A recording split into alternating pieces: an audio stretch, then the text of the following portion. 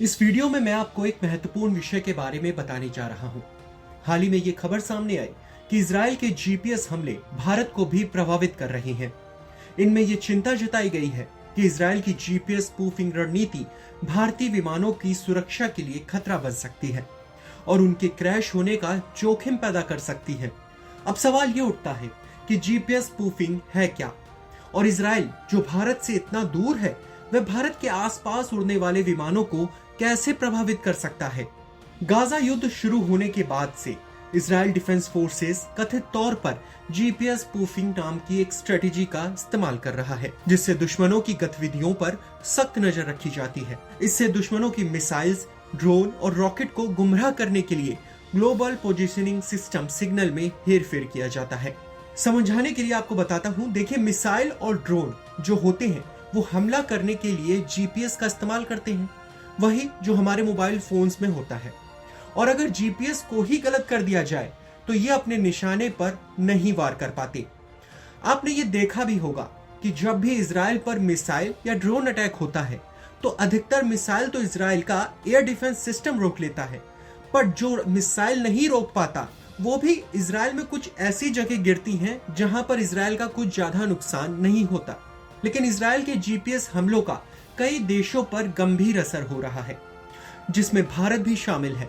दुश्मनों के हथियारों को निष्क्रिय करने के लिए इजराइल ने लेबनान, सीरिया, जॉर्डन, इजिप्ट, तुर्की और साइप्रस समेत कई देशों के वायु क्षेत्र में जीपीएस हमले किए हैं, जिससे कमर्शियल उड़ानों की सुरक्षा पर गंभीर असर पड़ा है और इन हमलों का असर भारत तक भी पहुंचा है।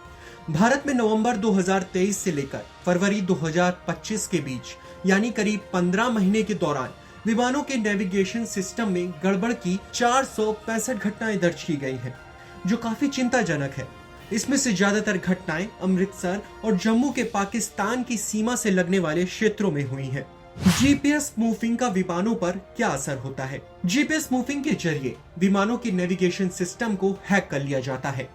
इसकी वजह से विमानों को गलत सूचना मिलती है।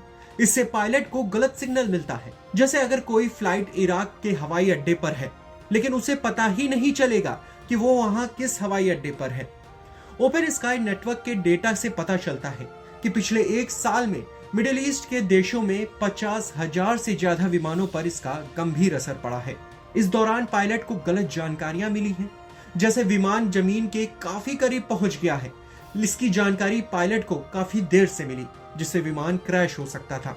उदाहरण के लिए स्विस इंटरनेशनल एयरलाइंस ने मिडिल ईस्ट के देशों में करीब हर दिन जीपीएस स्पूफिंग की शिकायत की है। मार्च 2024 में बेरूत जाने वाली तुर्की एयरलाइंस की एक उड़ान को नेविगेशन सिस्टम में आई दिक्कतों की वजह से 40 मिनट तक चक्कर लगाने के बाद वापस लौटना पड़ा। जीपीएस स्पूफिंग को काउंटर करने के लिए भारत ने क्या किया है? यूरेशियन टाइम्स की रिपोर्ट के मुताबिक नवंबर 2023 में भारत के डीजीसीए ने संदिग्ध स्पूफिंग घटनाओं की तत्काल रिपोर्टिंग करना अनिवार्य कर दिया है।